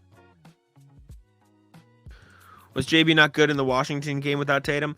These are my article was talking about recently. Like Jaylen Brown early in the season, like we said, we put out a video praising Jaylen Brown, talking about how great he was. There was a period of time where Jaylen Brown was carrying the Celtics while Jason Tatum struggled. But recently, as the Celtics have struggled, as the Celtics have reverted back to this isolation ball, I think I'll put it this way: I think the isolation ball brings out the worst in Jaylen Brown. That's my thing. And so that's what I wrote about. Jaylen Brown on the season has played well, and early in the season, like I said, there was a stretch where he's putting up monster numbers. He was this like elite scorer, and that's because the rest of the team around him, he was playing within the flow of the offense. But as soon as the slump happened, he kind of reverted back to this "I'm going to do it myself" mindset, which I just don't think suits his game as well as the team ball does. So I think that's where it turned out. I'm trying to look at stats right now. I want to see lineups with Jason Tatum and the rest versus lineups with Jaylen Brown and the rest, and see how those stats look. Looking at lineups on NBA.com is so tough. Yeah. Am I doing it wrong? I just look at it and I'm like, this is far too much for me. I'm like, this is a lot. This is a lot to go through. Yeah, as you're saying, I'm like a kid. I need the training wheels. Like I was looking at the duos today. I was like, all right, like let's look at Minnesota. They're coming to town tomorrow. Yeah, this is too hard. I found a little something. I found a little something. Not that it's a discovery, but Minnesota's offensive rating on the season 112 when it's Gobert and Cat on the floor. Significantly worse, 6 points worse, 106. Something to keep your eyes on tomorrow when the Wolves are in town. I know Anthony Edwards has been really great. Who they're better with? Sorry, I missed what you said. When Towns and Gobert are on the floor together, their offense takes a dip big time. I think Towns is hurt. Is Carlton's back? Oh, there you go. There's just egg on my face. Next time they play him, this will be relevant. Maybe he's back. Let me double check. I didn't know. I didn't know he was hurt. If he is. Yeah, he's out 4 to 6 weeks. That was November 29th. So maybe he's inching towards his return. Well, I abandoned looking at the lineups. It was too hard. I couldn't read it like Sam was. It would take too much time out of the podcast. Again, Bergen talking about a 10-year window. I love Jaylen Brown. I think he could be the perfect player next to Jason Tatum. And hell, he's been a great player next to Jason Tatum. They've been to the finals. They've been to multiple Eastern Conference finals. I was just writing an article based on observations that I was seeing over the past stretch of games for the Celtics. I thought Jaylen Brown wasn't as good as he can be on defense, wasn't as good as he can be on offense. He was making some subpar decisions, in my opinion. I found the clips, I found the stats to back it up, and I wrote it into an article. And a lot of people didn't like it, but I wrote it and I stand with it. Dada, I would like you to find me the evidence that Jason Tatum and Jaylen Brown can't coexist. Considering they we have a ban. Yeah. They're both alpha players. They've been to the NBA finals. So I'd like to hear the argument that they can't coexist when they've been to 3 Eastern Conference finals. They've been to the NBA finals. The only thing they haven't done is win a title. And that would have been different if they didn't crap themselves in game 4. Mm-hmm. Yeah. They can absolutely play together. Come on. I'm so sick and tired of seeing this. I'm sick and tired of people pitting them against each other. That's not what this is about. All this has been about is Jack writing an article saying Jaylen Brown has struggled lately, which is true. It's true. Since the team has been bad, he has not been great. When the team was playing great, he was much better. Why do you agree? how do you agree that they can't coexist when they've done all they've done together? Excuse me. Jack and saying Jimmy J neither in their also prime. said that Exactly. if Marcus Smart wasn't on the team, both Brogdon and White would play fantastic. Which How'd that work out yesterday? I just don't. I don't get the argument. Like, do you know why they went to the finals last year? Yeah, because both those guys were played excellent. They played really well as a team, and they coexisted. Right? Number favorite JB is my. You're right. I guess I wrote an article. Like I said, I wrote an article based on my opinions. I don't know if with that's evidence true. backed up, Actually, I so- don't know if it's true. I don't know. Let's see. It never flows together though. ISO players, but What do you mean it doesn't flow together? You just watched it flow together for a month and a half. You watched it Like- flow together in the playoffs. One stretch of struggles, man. It's crazy. Clay and Steph a natural combo. Yeah, Both can they're be good. true. Sure. I just don't like. I don't even know what to say. This Jason Tatum and Jaylen Brown have been to the finals together. They've been to multiple Eastern Conference finals. They've achieved more than a lot of duos in the league, a lot of players in NBA history. Yet Jaylen and Tatum both said they have to have a conversation. They're going to share the ball. They admit this in an interview. Yeah, and like then a they year went to- ago. and And then went they to the started finals. playing well. Jack needs to write the JT article. I Harden just at can't 18 win. last night. Yeah, his box score looks great, but he wasn't good. Yeah, he wasn't. He good. screwed up at Brogdon- crucial points of the game. He turned the ball over. He shoots better than the other players. Who's this? Brogdon, still talking about.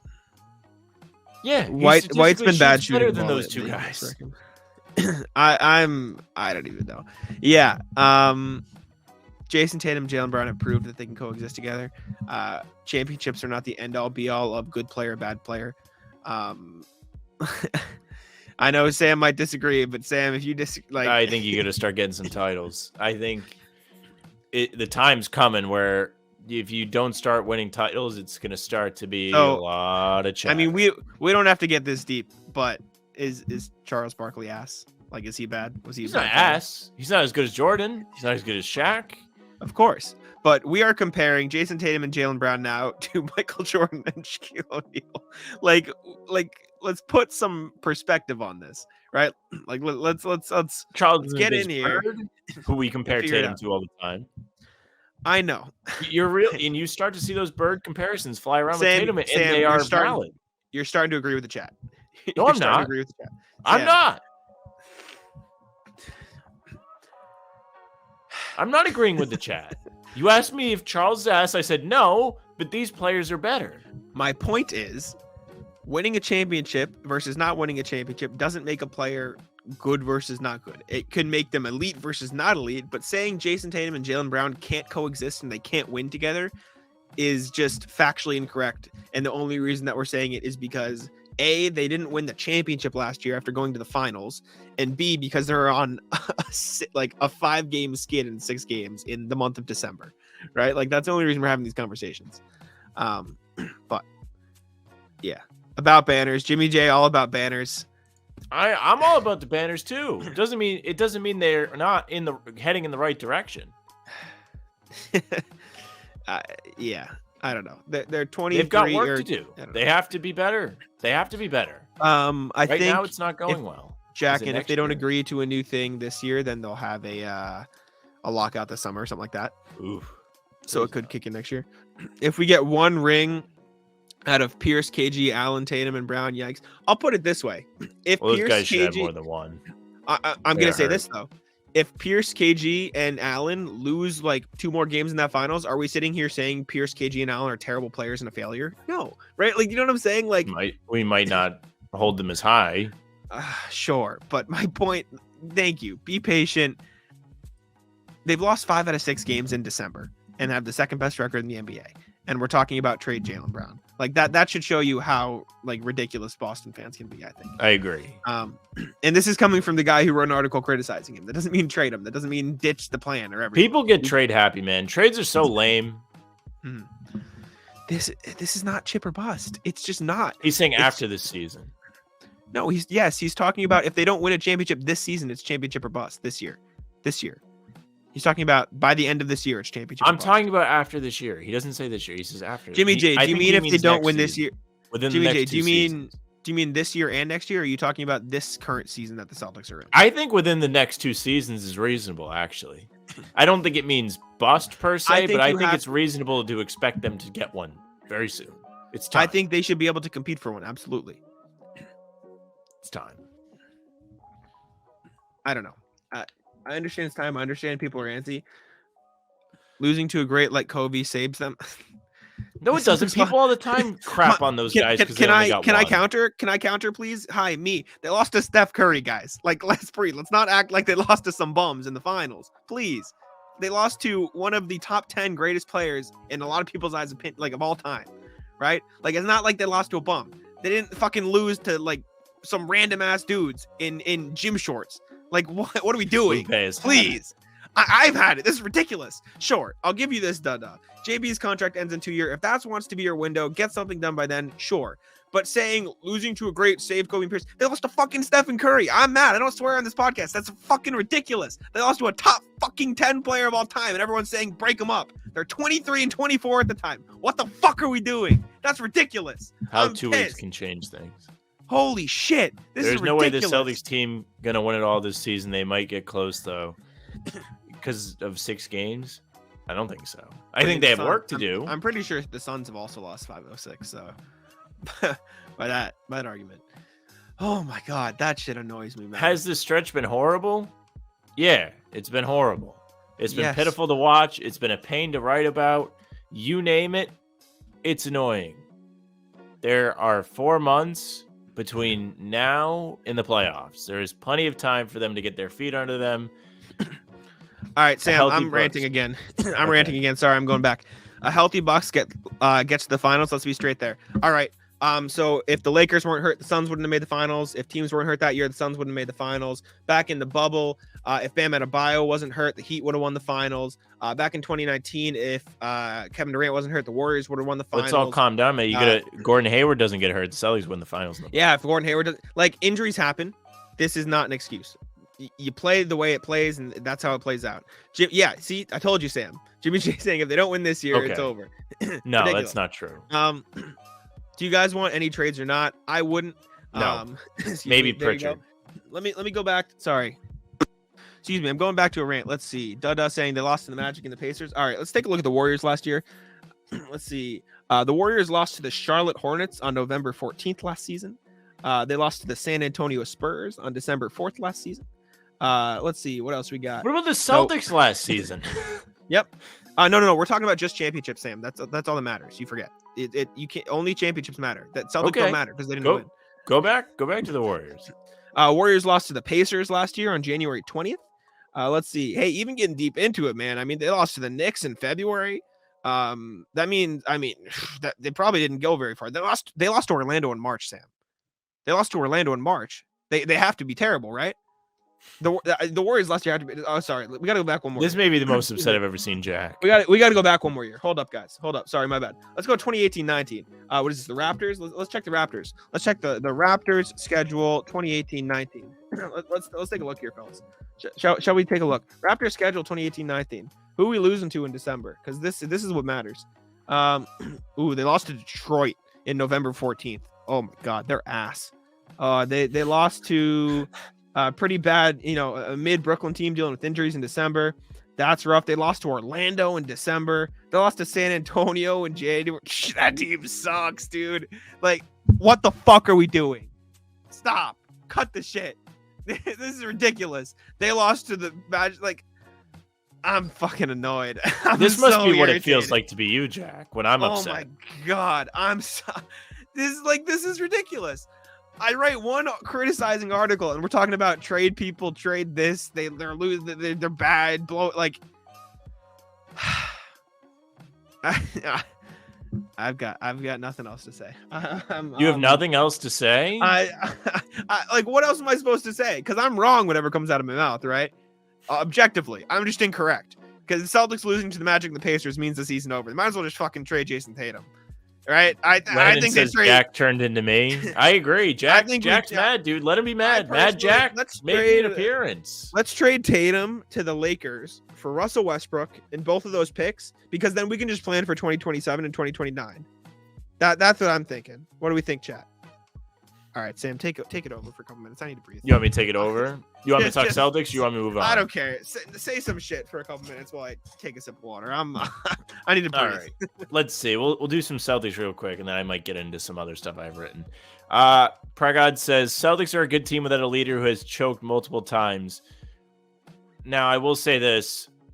I can't disagree about the choking. I still am very upset about Game 4 in the finals last season. We'll take it to my grave. They should have won. However, I do think they have a leader and multiple leaders on this team. I think Smart should be the captain of this team. I've talked about it many times. I've written about it multiple times. And we kind of got into it a little bit earlier in the show, talking about his leadership, talking about they missed him a lot last night when trying to maintain composure. I think he's a great leader. Horford's a great leader. And Tatum has been a really great leader over the last year or so. I'm going to cut back in quickly. Okay. Big 3Cs definitely had more heart. 2012 Celtics took the Heat to Game 7. They lost, though. So that actually doesn't matter, remember? So anyway, sorry. Continue, Sam. Cheers. Go ahead. Keep going. Yeah, keep talking. That doesn't matter. They didn't win, so it doesn't matter. I don't know if you're mad at me or the chat. I'm not mad at you. I don't think I'm that extreme when it comes to my standards. You're not. I'm not mad at you. I'm Okay. frustrated in general. Aren't you annoyed of falling short for the last 6 years? Jimmy J, listen, Jimmy J.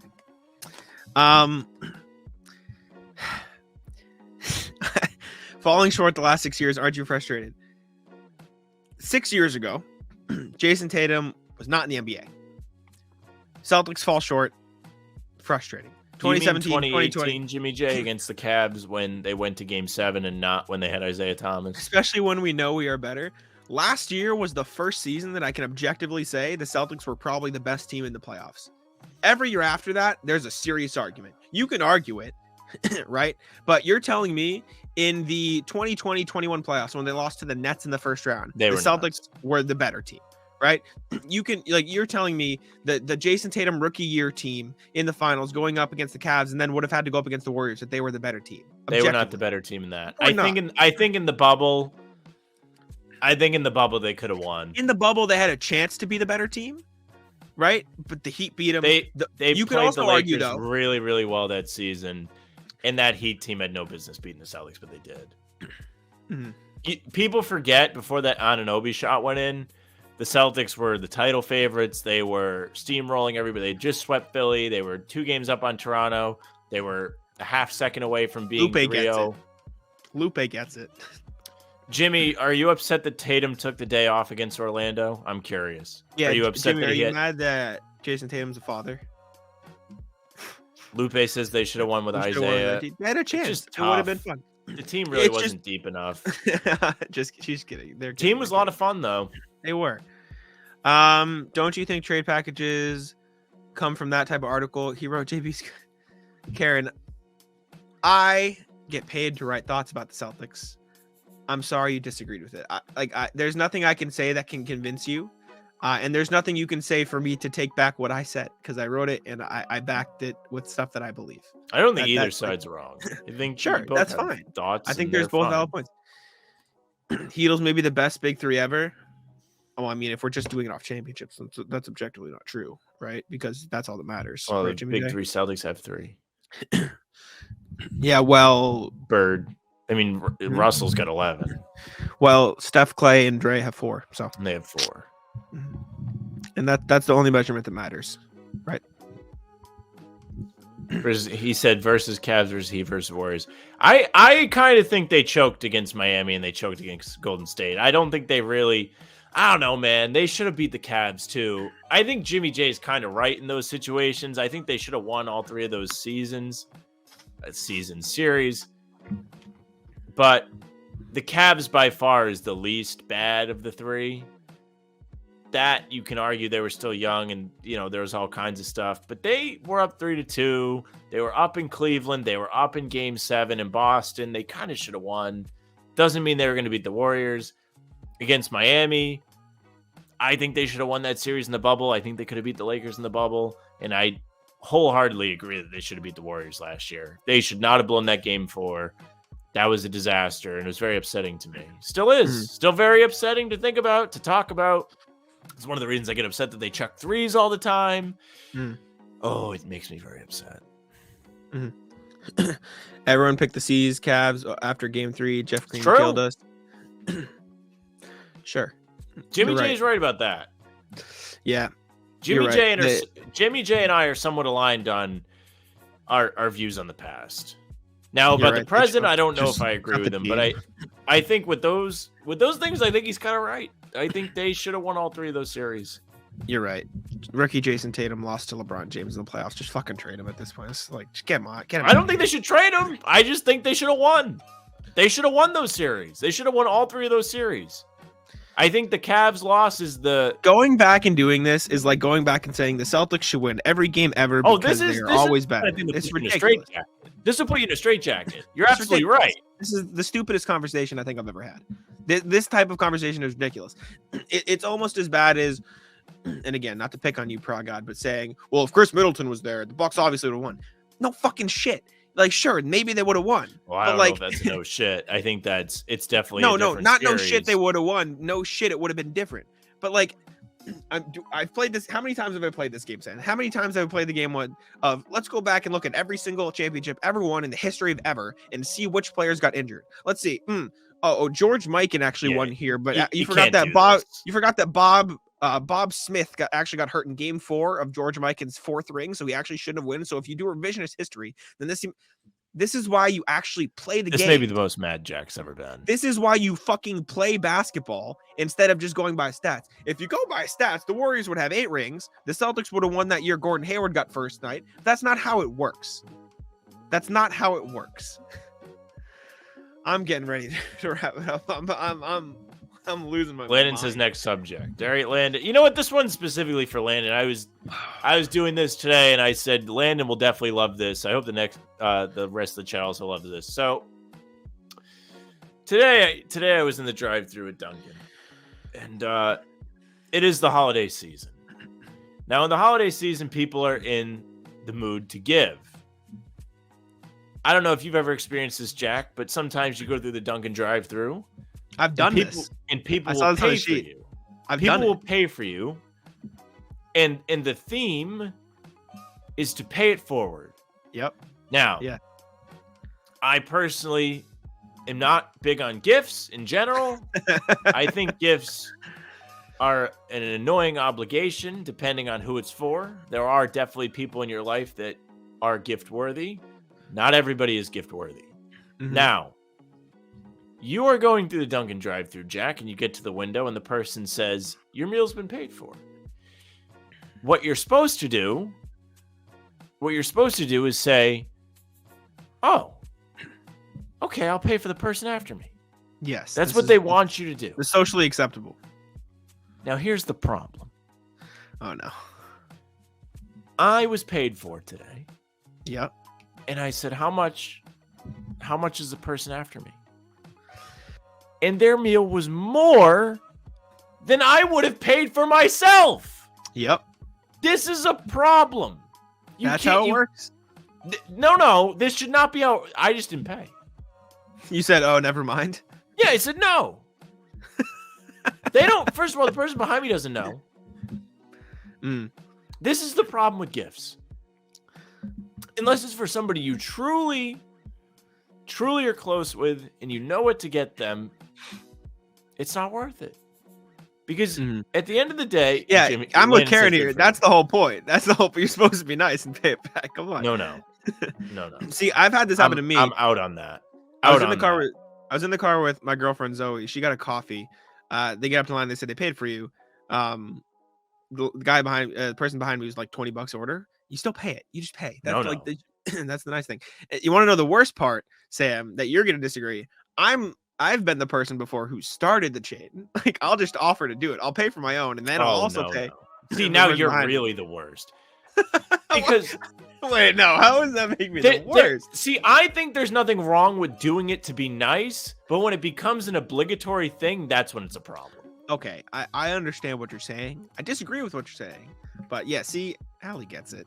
Karma, follow through. Come on, just karma will follow you through. The Celtics have lost 5 to 6. It's not like it's happening every time. So when it does happen, I think When just did go you for it. pay the Go with it. $20, Jack? I want to know. Zoe was in town recently, so this couldn't have been long ago.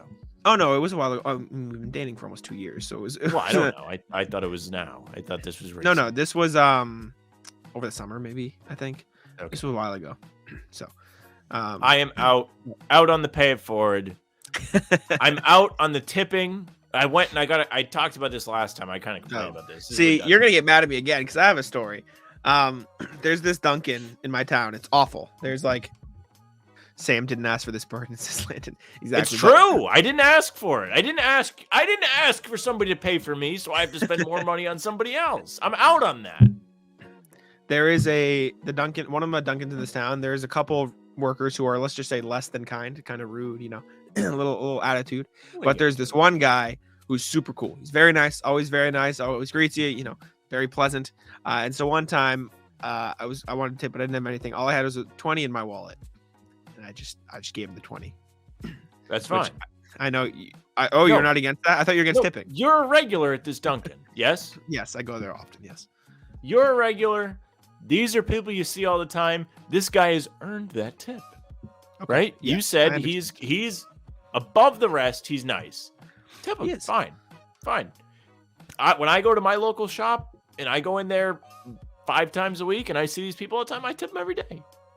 But don't stick the stupid card reader out the drive-through window at me. That's a bit much. And say there is a question on. First of all, they say there's a question on here. We all know what the question is. See, my Starbucks is very straightforward. They say it'll ask you if you want to leave a tip, and they don't do that. They say there's a question on here. That's a little bit scummy. So you're trying to pretend like you don't know what the thing says. They didn't tell you that you have no idea what this is asking. I hit no tip. I have gotten confident enough. Show the money. Show the money. What money? I'm out on the tips. Mm-hmm. I said it last time. Back when I was doing TV, these people were making more money than I was. I'm not tipping you. You could spit on me. I'd say thank you because you're looking down at me in my plebeian paycheck. I mean, come on, man. Like these people make so much money off the tips. I've heard segments on the radio where they talk about this, and people call in and say like they make so much more money because of this tip thing because people feel guilty. Sorry, dipping into the chat to defend Marcus real quick. Marcus, Jimmy J in the chat saying Marcus Smart coming off the bench in 2017-18 behind Rozier, interesting, but now we say he is good, too good to play behind Brogdon. Well, Jimmy J, I'll raise you. Marcus Smart coming off the bench behind Rozier that year, not like barring the obvious, progression that we can just leave out of the equation for the sake of this. Did the Celtics make it farther with Smart coming off the bench, or did they make it the farthest with this core with him starting? Thoughts? Right. I also will say this. Brad Stevens was the coach of that team. Brad Stevens has always been a big believer in the philosophy of keep your rotations as stable as you can. So throughout that season, Kyrie Irving was the starting point guard in the Celtics. Marcus Smart obviously is going to be the backup to him. Come playoff time, you put Rozier in that starting role. Marcus maintains his bench role, and Rozier works as a scorer in the starting lineup as Kyrie Irving did. That is Brad Stevens maintaining his roles. That's why you saw Peyton Pritchard start the other day. Missoula saw Tremont Waters start a bunch of times. Yeah. Like, you know what I'm saying? You see all these players. But yeah. Anything else you want to bring up quick? Or we can save some of these other things, I guess. We've gone an hour and a half. We've done a very good stream for you guys. We've had a very great chat. We should shout out the people. Karen was very great, very informative, very informed in the chat, very informed chatter. Jimmy J was a chatter. Landon was in the chat as always. Praga, the Suns fan, thank you for listening to some. Yeah, thanks for coming and hanging out with us just to chat. You're not even saw this guy, man. You're just chatting. Ali, we appreciate that. Ali, tapping in late. Thank you. Lupe always here. Appreciate you. Let's go up. Let's make sure I don't miss anybody. Excuse me. Jackin was here for a little bit. Birkin, obviously the regulars. Duh in the chat out here. Talking, chatting. There's somebody else. I missed somebody. I know there was somebody else too, but I can't remember. Excuse me. Looking. A lot of chatters today. Good chat. Lots of chatters today. Who am I forgetting? There was somebody. I remember you. James James Edwards, Beast, thank you for stopping by. Karen, you do not have to apologize. We appreciate the No, conversation. don't apologize. Hey, Karen, I'll tell you this. Hearing you provide arguments and playing devil's advocate and pushing for your opinion is much better than someone going on Twitter and just saying, fuck you, which I got a decent amount. So I can The appreciate people were your not stats. kind to Jack this in your week. I conversation. felt bad for him. It's the season of giving. It's when you're supposed to really make people feel good about themselves and, Shout out Ben, make too. them Ben pay was more there. money for your Dunkin' order than they would pay for yours. And people were being very mean to Jack. Yes. No, I am very hard to offend. And even when I do get angry, I'm not I'm not like take it out. Like even Jimmy J saying stuff I disagree with. Like you're obviously entitled to your own opinion. I have a head on my shoulders and I can understand that. So anyways, I believe that about wraps it up. This is obviously, like we said, going out as an audio podcast as well. So yeah, I think that'll do it. Thank you for tuning in to the live stream. We appreciate y'all. It's been a hard December for all of us Celtics fans, Karen. It has. It It This is very has. true, Karen. Tough December. Hey, I will say, I'm not going to say it erases it all, but if the Celtics can take home a win against the Bucks on Christmas Day, I'd feel a lot better. I'd feel pretty good. I'll tell you what, I am happy to beat the Lakers. Out of all the games for them to win, that was the one I probably wanted. That was the a good most. one to win. So good on them. Good on them That for was a good beating the one. Lakers. But yeah, we appreciate y'all. Lupe with the Clovers in the chat. Fist bumps as we exit out of here, and I'll let Sam wrap it up since again this is going to go on the audio feed. So Yeah, thank you very much for listening or watching. If you watch live with us on the stream, we really appreciate it. It's really great when people come out and hang out with us. It's a lot of fun to engage with you guys in the chat. Karen was great. She gave us a lot of content throughout. I also want to say, if you were late to the stream and you missed some of it, go back and watch it. We did an hour and 40 minutes on it today. It was really good. A lot of fun. Enjoy the holidays, right? You got the big Happy Christmas holidays, weekend. yes. If you're celebrating Hanukkah right now, enjoy it. If you celebrate Festivus, a lot of problems with you people. Celtics might get a Festivus article tomorrow. I don't know. Who knows what I'm doing, right? But if you're on YouTube, make sure you subscribe to us at How About Them Celtics. We're putting out podcasts twice a week, doing streams ideally twice a week. I don't know if we're doing another one till Wednesday in this fashion. I think pregame's happening tomorrow. But in this fashion, I don't think we're doing a Monday stream. Maybe we will. Not sure.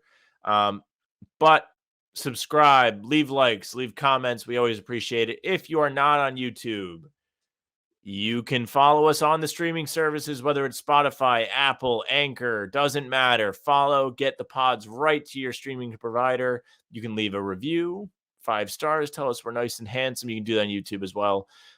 You can follow us on social media at How About Them C's, TikTok, Instagram, Twitter. How About Them Celtics on Facebook. It's there. You can get streams and pregames there. You can get our shorts there. Facebook's really great for us.